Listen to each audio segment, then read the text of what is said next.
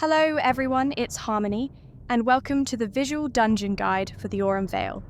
This is an optional level 47 dungeon that you can unlock by completing the quest called Going for Gold. I'll pin the full details on how to unlock it in the comments below. Just a quick note before we begin. Throughout this dungeon, you'll notice pools of yellow sulfuric sludge. You must avoid this sludge as it deals heavy damage over time to anyone standing in it. With that said, let's jump into the guide. The first boss is Locksmith. 100 Lashings is effectively a tank buster that deals heavy damage to the target. Use defensive cooldowns and shields to mitigate it.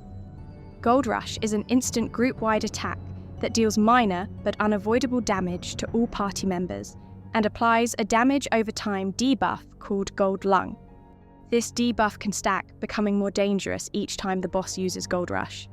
To cleanse Gold Lung, you must consume one of the marble fruits scattered around the battlefield floor by interacting with it. Gold Dust will target a random player with a circular area of effect. To avoid this, simply step out of the marked telegraphed area. These mechanics will now repeat until the boss has been defeated. The second boss is Coincounter. 10-ton Swipe is a frontal cone-shaped area of effect. To avoid this, simply step out of the marked telegraphed area. 100-ton Swipe is another frontal cone-shaped area of effect. As before, avoid it by stepping out of the marked telegraphed area.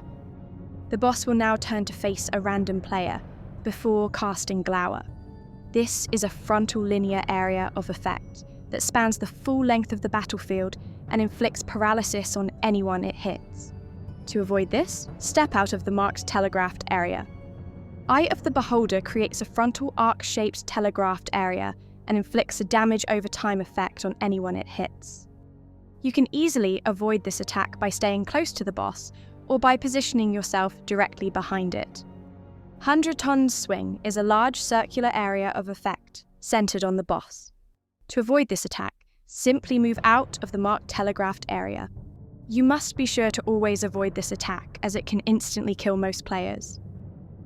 These mechanics will now repeat until the boss has been defeated. The third boss is the Miser's Mistress.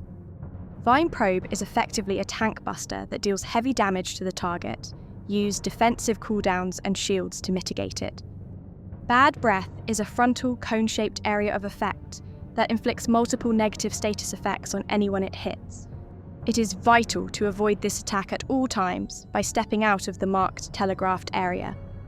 Burrow is a group-wide attack that inflicts minor but unavoidable damage to all party members and applies a debuff known as Burrs. This debuff can stack, becoming progressively more dangerous with each application, as the Burrs significantly increase the damage of subsequent Burrow attacks. To cleanse Burrs, you must consume one of the marble fruits scattered across the battlefield by interacting with them. Once the boss's health drops below 50%, it will eventually move to the center of the battlefield and use Sow. This will summon 5 marble fruits. You must prioritize defeating these fruits as quickly as possible before focusing your attention back on the boss. The boss will also periodically use hooked burrs throughout the battle. This will instantly deal a small amount of damage to a random player while also inflicting them with 1 stack of the Burrs debuff. These mechanics will now repeat until the boss has been defeated. Thank you for watching. If you found this guide helpful, please like, subscribe, turn on notifications, and most importantly, take care of yourself and each other.